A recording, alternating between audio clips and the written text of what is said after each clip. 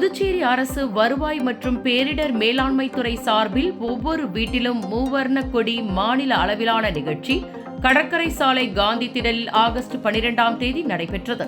இவ்விழாவில் ஒவ்வொரு வீட்டிலும் மூவர்ண கொடி உறுதிமொழியை மாண்புமிகு துணைநிலை ஆளுநர் திரு கே கைலாஷ்நாதன் அவர்கள் வாசிக்க, மாண்புமிகு புதுச்சேரி முதலமைச்சர் திரு நா. ரங்கசாமி அவர்கள், மாண்புமிகு சட்டப்பேரவைத் தலைவர் திரு ஆர். செல்வம் அவர்கள், மாண்புமிகு அமைச்சர்கள் மற்றும் சட்டமன்ற உறுப்பினர்கள் உறுதிமொழியை ஏற்றுக்கொண்டனர்.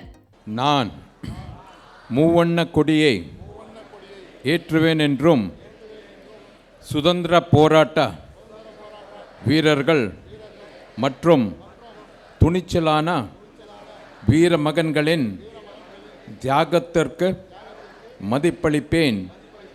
இந்தியாவின் வளர்ச்சி மற்றும் முன்னேற்றத்திற்காக என்னை அர்ப்பணிப்பேன் என்றும் உறுதி ஏற்கிறேன்.